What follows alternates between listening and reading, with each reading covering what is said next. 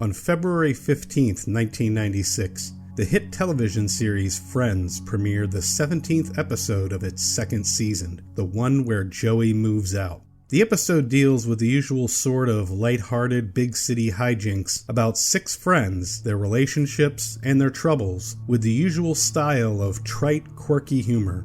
Rachel and Phoebe want to get tattoos, but Ross, Rachel's boyfriend, doesn't approve. Joey struggles financially after losing his job, and Monica doesn't know how to tell her parents she's dating an older man. All normal 90s sitcom stuff, or at least it is if you didn't catch what was right in front of you, because in just a few episodes we learn that Chandler is a goddamn sociopath.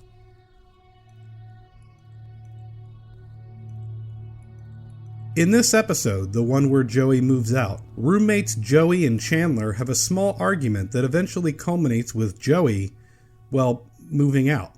It's right there in the title.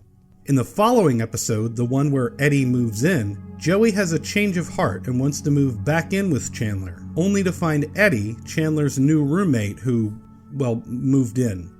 It's right there in the title. In the following episode, the one where Dr. Ramore dies, Chandler's new roommate begins acting strange, even erratic, which brings us to March 28th, 1996, and the episode, the one where Eddie won't go.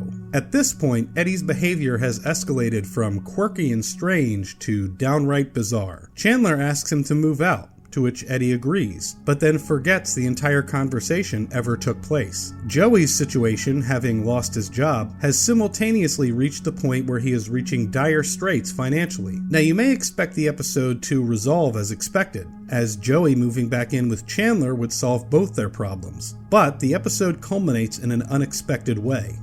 Eddie returns to the apartment only to find that his key doesn't work, and when he knocks on the door, he is greeted by Chandler and Joey. I already have a roommate. Hello. Now let's take a moment to think about this situation. Eddie exhibits behaviors that fall wildly outside of what is considered the social norm. But he also expresses that he has completely forgotten about events which just recently happened, and also says he remembers events that never transpired. Eddie isn't strange, he isn't weird, he is mentally unwell, perhaps psychotic or even schizophrenic. And it doesn't take a clinical psychologist to understand that everything in Eddie's life, from his relationships, professional, romantic, or social, must be a monumental challenge for him if his brain is misfiring and interpreting reality.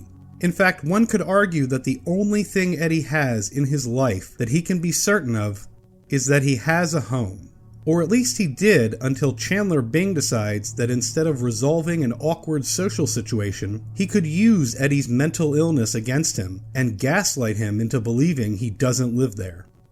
What happens to Eddie after that door closes?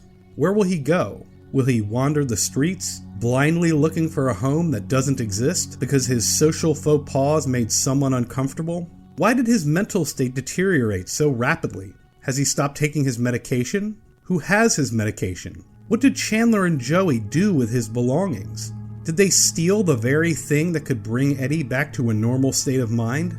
Did Chandler doom a schizophrenic man to wander the streets, homeless, unmedicated, unwanted, just to avoid an awkward conversation? Do any of these questions even occur to Chandler? Or is he such a sociopath that destroying an already fragile person's life is worth having things just the way he likes them?